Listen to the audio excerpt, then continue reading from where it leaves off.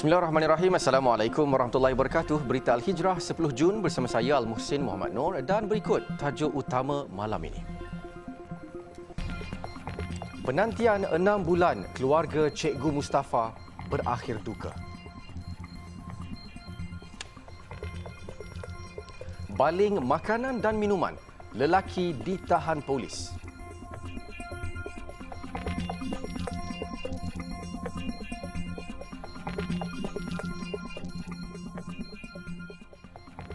Penantian 6 bulan keluarga jemaah umrah Mustafa Kamal Abdullah yang dilaporkan hilang di Makkah pada Disember lepas berakhir duka. Ia selepas Mustafa disahkan telah meninggal dunia daripada Kedutaan Malaysia kira-kira pukul 11.40 pagi semalam. Anak sulungnya Muhammad Nabil, 26 tahun berkata beliau sekeluarga reda dengan permergian ayahnya itu setelah menerima pengesahan mengenai kematiannya. Solat jenazah gaib ke atas jenazah ayahnya yang merupakan guru sekolah itu diadakan di Masjid Jamik Seri Gading selepas solat Jumaat. Muhammad Nabil juga diberitahu oleh pihak kedutaan di sana semalam bahawa bapa mereka sebenarnya telah meninggal dunia pada 13 Februari lepas selepas segala pengesahan biometrik serta pengurusan dan pengebumiannya selesai. Kini, pihaknya hanya menunggu dokumen pengesahan kematian Mustafa. Bagaimanapun, keluarga Mustafa agak terkilan kerana baru sahaja diberitahu semalam susulan proses pengesahan kematian daripada pihak Arab Saudi yang mengambil masa lama. Muhammad Nabil memaklumkan bahawa pihak kedutaan Malaysia di sana juga baru mengetahui mengenai kematian ayahnya kira-kira 2 hari sebelum memberitahu keluarga. Selain menunggu dokumen pengesahan kematian, mereka sekeluarga juga mahu mengetahui punca sebenar kematian ayahnya serta lokasi Allahyarham menghembuskan nafasnya yang terakhir. Mustafa Kamal, 49 tahun, yang menunaikan umrah bersama anaknya Muaz, 17 tahun, sepatutnya pulang ke tanah air pada 18 Disember lepas. Namun, dilaporkan hilang pada 12 Disember 2022. Polis menahan seorang lelaki tempatan selepas tular videonya mengamuk serta membaling bungkusan makanan dan minuman di sebuah restoran di Ibu Negara Ahad lepas. Ketua Polis Daerah Subang Jaya, ACP Wan Azlan Wan Mamat berkata lelaki berusia 50 tahun ditahan pada 1 pagi tadi di Jalan Samudra Utara 2, Taman Samudra Batu Caves, Selangor. Menurut Wan Azlan, penahanan lelaki itu berikutan satu laporan polis yang dibuat seorang wanita pada Selasa lalu setelah mendapati insiden suspek mengamuk tular di media sosial. Dalam video berkenaan menunjukkan kira-kira 9 pagi, pengadu bersama pekerja sedang melayan pelanggan di sebuah restoran sebelum seorang lelaki iaitu suspek secara tiba-tiba bertindak agresif. Lelaki itu menjerit dan membaling bungkusan makanan serta air minuman panas ke dalam kedai dan terkena anak pengadu yang berumur 4 tahun. Wan Azlan berkata hasil siasatan mendapati suspek yang tidak bekerja itu mempunyai 5 rekod berkaitan jenayah. Suspek kini direman sehingga 14 Jun depan bagi membantu siasatan dan dijalankan mengikut Seksyen 506 352 Kanun Keseksaan kerana melakukan ugutan jenayah dan menggunakan kekerasan jenayah. Manakala itu di Perak, seorang remaja perempuan berusia 16 tahun tersangkut pada buaian kanak-kanak di Taman Permainan Kanak-kanak berdekatan Pasar Bidor. Ketua Operasi Balai Bomba dan Penyelamat BBP Bidor, Tarmizi Rashid, berkata pihaknya menerima panggilan berhubung kejadian pada jam 8.55 pagi tadi sebelum menghantar anggotanya ke lokasi kejadian. Setibanya di lokasi itu, seorang remaja didapati tersangkut pada buaian di Taman Permainan Terbabit. Pihak bomba memotong buaian bagi mengeluarkan mangsa yang terperangkap. Katanya bomba mengambil masa kira-kira 5 minit bagi mengeluarkan mangsa daripada buaian besi terbabit dan pemeriksaan mendapati remaja berkenaan tidak mengalami kecederaan. Operasi menyelamat mangsa ditamatkan jam 9.30 pagi.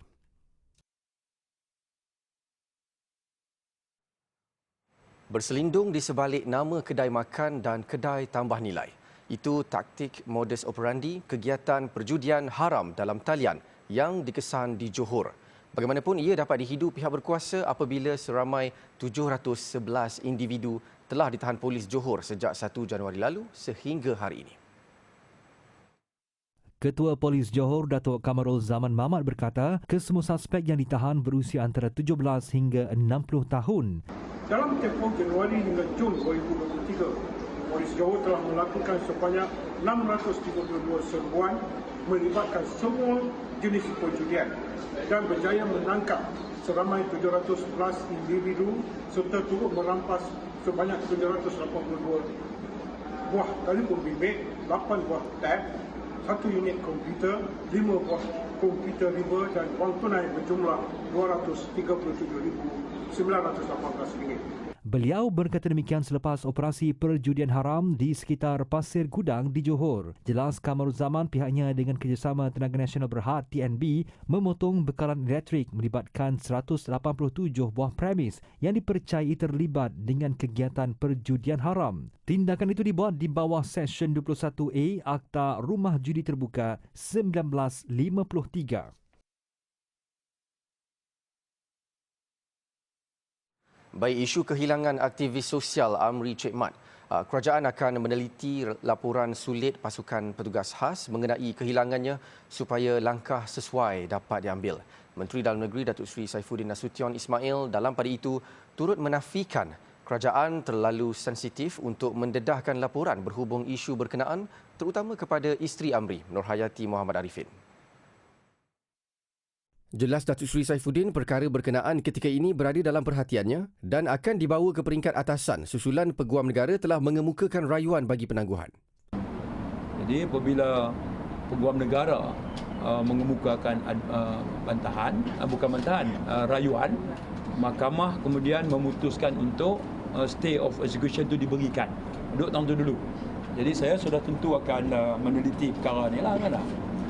Bagi saya lapor jawatan kuasa siasatan tu ditubuhkan pada masa kerajaan Pakatan Harapan dulu, masa Dr. Mahathir jadi Perdana Menteri mana.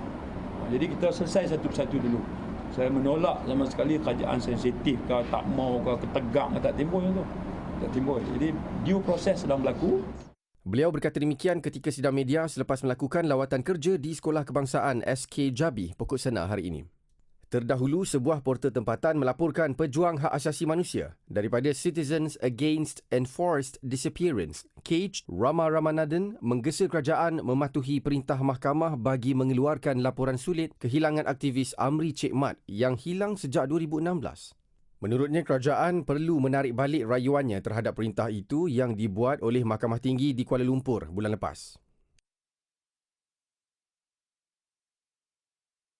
Langkah kerajaan meneruskan pemberian subsidi kawalan harga ayam dan telur merupakan pendekatan proaktif diambil yang dianggap tepat pada masanya.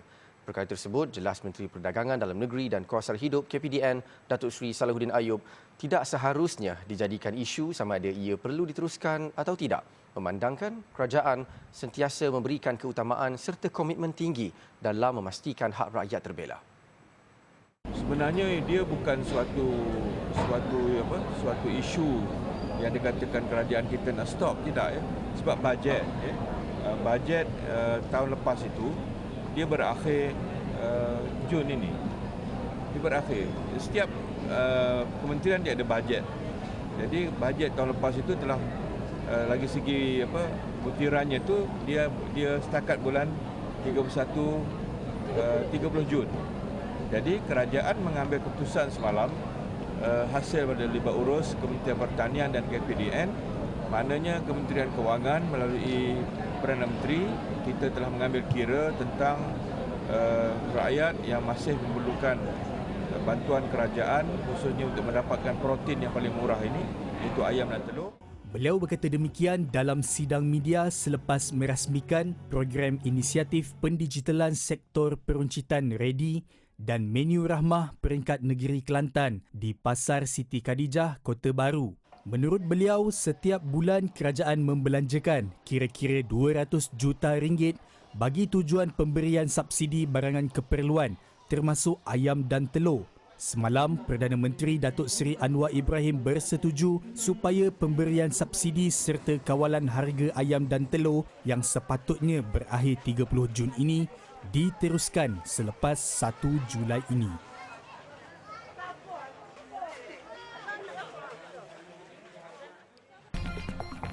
Impian nak terbang, mekanik bina pesawat sendiri.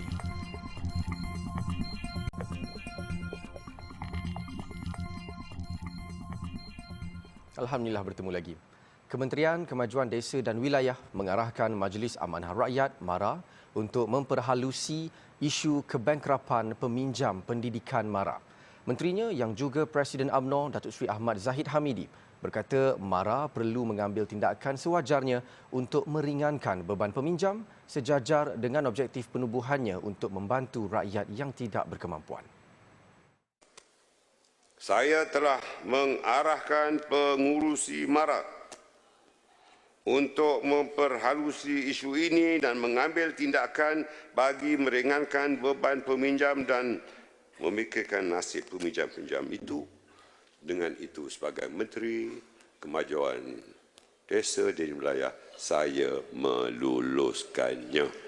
Beliau berkata demikian ketika berucap pada ucapan penangguhan Majlis Perhimpunan Agung UMNO PAU 2023 di Pusat Dagangan Dunia WTC di Ibu Negara petang tadi. Permohonan itu diluluskan susulan Wakil UMNO Melaka Fairul Nizam Roslan mengemukakan cadangan dalam persidangan PAU semalam agar kerajaan menambah baik sistem kebangkrapan dan Akta Insolvensi Akta 360 bagi membantu masyarakat dibelenggu hutang dan pembekuan aset. Selain turut menggesa MARA memberi peluang kedua kepada peminjam berstatus bankrupt selari dengan matlamat penubuhannya untuk membantu Bumiputera khususnya dalam mendapatkan bantuan perniagaan dan pinjaman untuk melanjutkan pelajaran ke peringkat lebih tinggi. Bank Rakyat kini kembali menawarkan dua produknya, iaitu pembiayaan peribadi iDiva dan akaun pelaburan iRisk Plus. Menteri Pembangunan Usahawan dan Koperasi Datuk Iwan Benedict berkata penawaran itu sebagai tanda penghargaan di samping memberi nilai tambah baharu kepada anggotanya. Ini menunjukkan Bank Rakyat sentiasa prihatin terhadap keperluan semasa yang dicadangkan oleh anggota-anggota ataupun difikirkan sesuai dan wajar untuk anggota-anggota dan juga untuk rakyat Malaysia secara amnya. Beliau berkata demikian pada Majlis Perasmian Mesyuarat Agung Tahunan Bank Rakyat 2023 yang menghimpunkan 902 perwakilan individu dan koperasi dari seluruh negara di Menara Bank Rakyat pagi tadi. Tambahnya, pembiayaan peribadi iDiva akan menawarkan kadar keuntungan serendah 2.99% dengan jumlah maksimum pembiayaan RM400,000 dengan tempoh pembiayaan selama 10 tahun. Tawaran itu juga membolehkan anggota menikmati ansuran bulanan lebih rendah yang mana dividen tahunan dijadikan sebagai ansuran pembiayaan. Sementara itu, pemangku pengerusi Bank Rakyat Datuk Muhammad Irwan Muhammad Mubarak memaklumkan menerusi pelaburan iRisk Plus pula, Bank Rakyat menawarkan cabutan bertuah khas kepada 69 pemenang sempena ulang tahun Bank Rakyat yang ke-69 tahun ini. Akaun pelaburan iRisk Plus untuk turut anggota akan juga diperkenalkan. Dan menerusi inisiatif ini, Bank Rakyat akan menawarkan cabutan khas berjumlah RM69,000 yang akan dimenangi oleh 69 orang yang akan kempen yang berlangsung pada hari ini sehinggalah 31 Disember 2023. Tambahnya, keprihatinan Bank Rakyat ini adalah selari dengan nilai yang ingin diterapkan melalui Malaysia Madani yang mengutamakan kesejahteraan dan kemakmuran secara menyeluruh kepada 812,757 anggotanya. Warga media khususnya wartawan bukan sekadar melaporkan berita sahih, malah menjadi pembimbing dan pencetus idea dalam membina sesebuah negara. Perdana Menteri Datuk Seri Anwar Ibrahim berkata mereka juga perlu bebas memberi pandangan serta kritikan membina kepada kepimpinan negara dalam menjadikan tata kelola pentadbiran yang jauh lebih baik. Sebab itu saya masih tuntas dengan pandangan bahawa tugas wartawan itu tidak hanya melapor, tetapi juga memimpin, menjadi pendorong idea. Jelasnya lagi, pengamal media perlu memainkan peranan sebagai pendidik kepada masyarakat dengan menanam minat mereka untuk suka membaca di samping memastikan sikap itu menjadi budaya, terutamanya kepada generasi baru. Beliau berkata demikian dalam ucapannya pada Malam Wartawan Malaysia 2023, anjuran Institut Akhbar Malaysia MPI sempena Hadiah Kewartawanan Malaysia HKM MPI Petronas 2022 di Hotel Majestic Kuala Lumpur. Sementara itu, Menteri Komunikasi dan Digital Fahmi Fadzil turut menyokong bahawa semua pengamal media perlu membuka minda rakyat dengan penulisan yang kritis dan membangun. Kita mahukan bukan hanya media yang bebas bersuara, merakam dan melapor, tapi juga mencetus idea-idea yang baru dan membuka minda rakyat Malaysia dengan penulisan yang kritis tapi juga mampu membangun. Dalam pada itu, Anugerah MPI 2022 menerima 368 penyertaan pelbagai karya untuk dihakimi berbanding 350 edisi sebelumnya. 44 organisasi media bersaing untuk memenangi hadiah-hadiah utama bagi 18 kategori. HKM MPI Petronas merupakan acara tahunan bagi mengiktiraf karya wartawan sepanjang tahun dengan hadiah Kajai sebagai pengiktirafan tertinggi kepada profesi itu untuk melaksanakan tugas dengan cemerlang. Turut hadir pada majlis ini Ketua Pegawai Eksekutif MPI Datuk Dr. Chamir Waria dan Naib Presiden Eksekutif Petronas Liza Mustafa.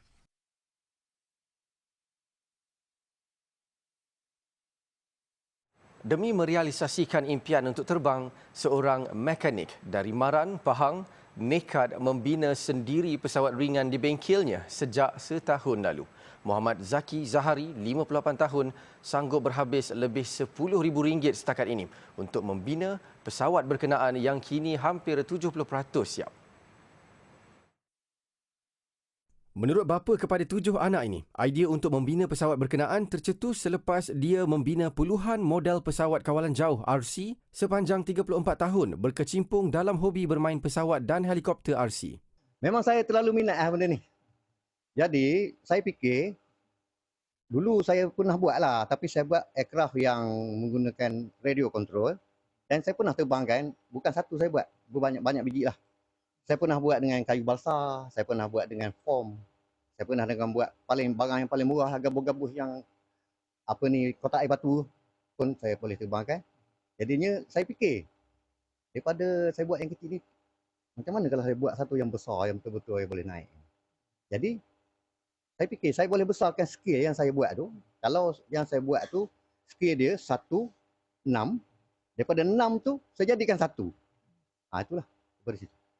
Muhammad Zaki berkata pesawat ringan yang sedang dibinanya adalah jenis seaplane, iaitu yang hanya boleh berlepas dan mendarat di air. Dia menggunakan enjin kereta Volkswagen Beetle 1200cc yang telah dinaik taraf menjadi 50 kuasa kuda sebagai sistem dorongan pesawat berkenaan. Pesawat sayap tetap atau fixed wing aircraft yang dibinanya mempunyai ukuran panjang kira-kira 6 meter, panjang sayap 9 meter dan berat kurang daripada 200 kilogram. Jelas Muhammad Zaki walaupun sedar adalah mustahil untuk menerbangkan pesawat berkenaan berikutan kekangan undang-undang negara ini, namun dia tetap komited mahu meneruskan usahanya itu.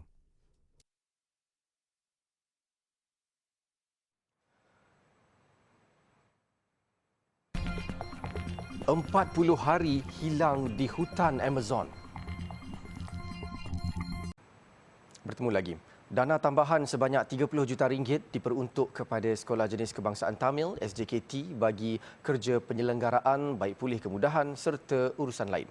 Berucap pada Majlis Hala Tuju Pembangunan Pendidikan dan Masa Depan Masyarakat India di Shah Alam hari ini, Perdana Menteri Datuk Seri Anwar Ibrahim turut mengarahkan Menteri Pendidikan dan Ketua Setiausaha Kementerian supaya segera memulakan tindakan itu di sekolah yang terkesan. Perdana Menteri berkata sebanyak RM20 juta diperuntuk SJKT di bawah kerajaan, manakala baki RM10 juta lagi untuk membantu hal berkaitan perolehan tanah untuk pembinaan sekolah serta urusan lain yang belum selesai. Ada lagi tambahan untuk sekolah jenis kebangsaan Tamil ini termasuk sekolah kerajaan dan sekolah bantuan kerajaan. Kerana dia masuk kategori berbeza. Untuk itu saya baru semak 2 hari lalu dengan Kementerian Kewangan dan Kementerian Pendidikan. Ini saya KSU pun tak tahu dia. Iaitu kalau sekolah janek Tamil di bawah kerajaan, selain daripada 20 juta saya sebut tadi, kita tambah lagi 10 juta untuk kategori ini. Selain itu, Perdana Menteri turut mengumumkan bantuan dana sebanyak 42.4 juta ringgit kepada belia India dalam kalangan keluarga B40 negara ini bagi membantu mereka menyambung pengajian di Institut Pengajian Tinggi. Tegasnya, kerajaan akan terus komited bagi menyelesaikan isu dan segala masalah yang membelenggu kaum India sekian lama di negara ini, meliputi pelbagai aspek. Kita beralih ke laporan luar negara. Lebih 5 minggu hilang di hutan Amazon. 4 kanak-kanak orang asli akhirnya dijumpai selamat. Kesemua mangsa hilang setelah pesawat yang dinaiki terhempas di hutan tebal yang terletak di selatan Colombia itu. 4 beradik yang masing-masing berusia 13, 9, 4 dan 1 tahun itu berjaya dijumpai dalam satu operasi mencari dan menyelamat besar-besaran. Operasi khas yang dipanggil Operation Hope itu turut disertai Angkatan Tentera Colombia. Gambar yang dikongsi oleh Tentera Colombia menunjukkan 4 kanak-kanak itu kelihatan kurus. Kesemua mangsa segera diterbangkan ke ibu negara Bogota untuk menerima rawatan di hospital tentera. Dalam tragedi 1 Mei lalu, kesemua mereka hilang di dalam hutan selepas sebuah pesawat Cessna 206 yang membawa 7 penumpang terhempas setelah mengalami kegagalan enjin. 3 dewasa termasuk juruterbang dan ibu kanak-kanak itu maut dalam nahas berkenaan. Kru sebuah kapal kargo Turkiye berdepan detik cemas selepas diancam sekumpulan lanun bersenjatakan pisau. Kejadian berlaku ketika kapal Galata Seaways itu berlayar di perairan Itali.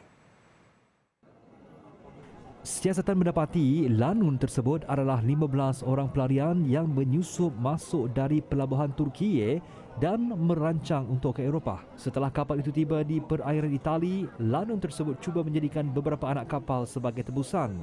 Kapten kapal bagaimanapun berjaya membuat panggilan kecemasan ke Ankara yang kemudiannya memohon bantuan pasukan marin Itali. Susulan itu, pasukan khas marin menaiki kapal terbabit menggunakan helikopter untuk mengawal keadaan. Kapal kargo itu turut dikepung untuk mengelakkan lanun daripada terlepas. Pasukan keselamatan berjaya mengawal kapal terbabit dalam masa singkat dan kesemua 22 anak kapal dalam keadaan selamat. Sekurang-kurang 6 orang awam terbunuh manakala 10 lagi cedera dalam serangan bom ke atas sebuah hotel di Mogadishu semalam. Militan Al-Shabaab mengaku bertanggungjawab melancarkan serangan.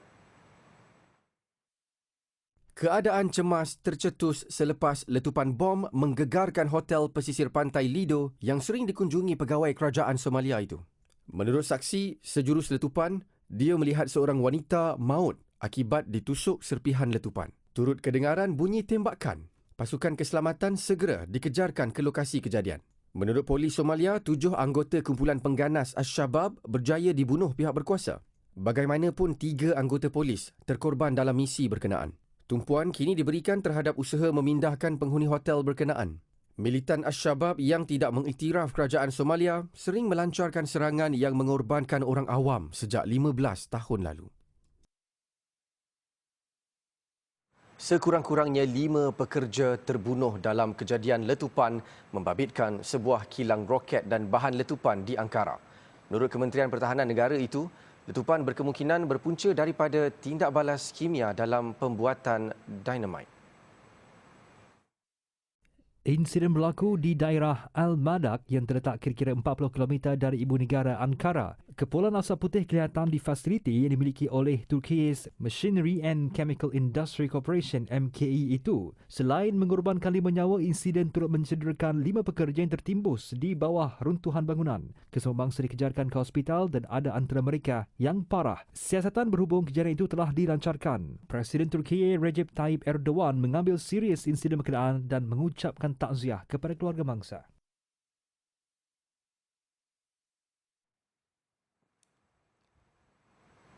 Sekian untuk malam ini. Banyak lagi kandungan berita Al-Hijrah menerusi platform media sosial seperti Facebook, Twitter, YouTube, Instagram dan TikTok. Dan jangan lupa alhijrahnews.com untuk laporan berita dalam dan luar negara serta artikel eksklusif. Saya Al-Muhsin Muhammad Nur, satukan ummah dengan ilmu bagi memperkasa Malaysia Madani. Assalamualaikum warahmatullahi wabarakatuh dan selamat malam.